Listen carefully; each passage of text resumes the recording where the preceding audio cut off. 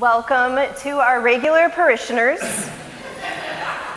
A special welcome to our children, our dogs, our cats, and every species of animal that is present with us today. You are all welcome in this sacred space and this time of worship. We all belong here to one another. This morning, I would like to tell you a story about an amazing man named Francis. Francis was born into a very wealthy family. Some may even say that he was spoiled. As a teenager, he drank a lot of wine and went to parties and stayed out way past curfew. And he was also a little conceited. When war broke out, even though he didn't have any experience as a soldier, Francis was quick to join because he thought, of course, he would succeed. But as many could have predicted, soon after Francis went to war, he was captured and put in prison. But something unusual happened while he was there. God started showing up in Francis's dreams, and something started changing in him. When Francis was finally released from prison, he was riding on his horse back home to Assisi in Italy, and he came upon a man with leprosy, that terrible skin disease that people were deathly afraid of. But instead of being afraid and riding off as fast as he could, Francis looked at this man and he saw the very person of Jesus. I wonder what you would do if you saw Jesus. Francis jumped off his horse, embraced this man, and kissed him. Francis had been so moved to compassion and humility that after this happened, he gave up all his family money and personal possessions in order to live as simply as possible. People started calling him God's fool, and many people even thought that he was crazy. But Francis had seen how we are all God's special creations, and he wanted to live more connected to people he would have normally avoided. Francis didn't think of himself as better than or above anyone or anything or even any creature. Because for Francis, all of creation was like different relationships in the same family.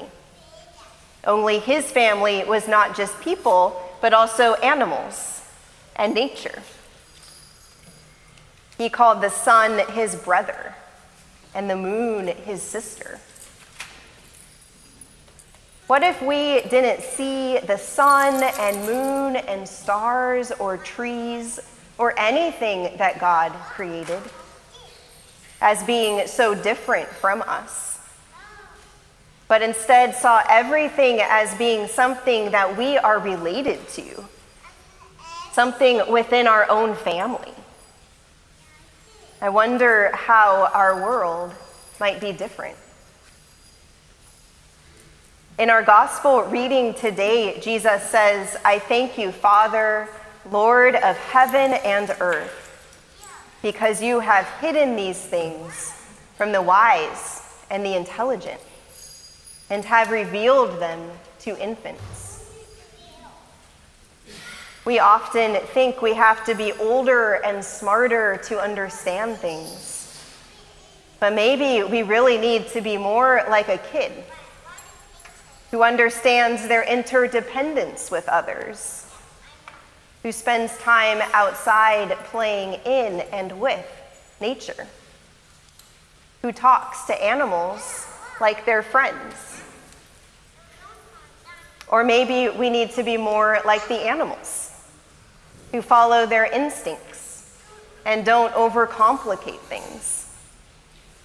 And while we may not call them wise and intelligent by human standards, they have so much wisdom to reveal to us.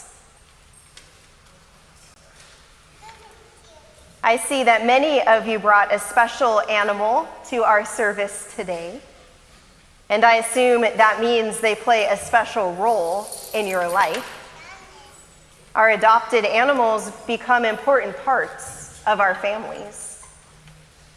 I have a special cat named Lily, and I like to think that Lily chose me to be her human mom.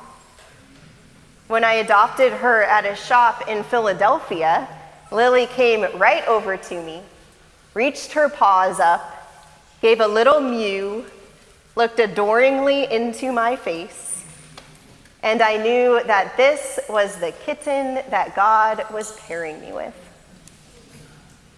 Over the last 5 years, Lily has been my companion in moving across the country several times. She has comforted me when I'm sad, and she has brought me joy and playfulness. I've also had to learn how to respect Lily for who she is. She has her own feelings and needs and things that can make her a little angry.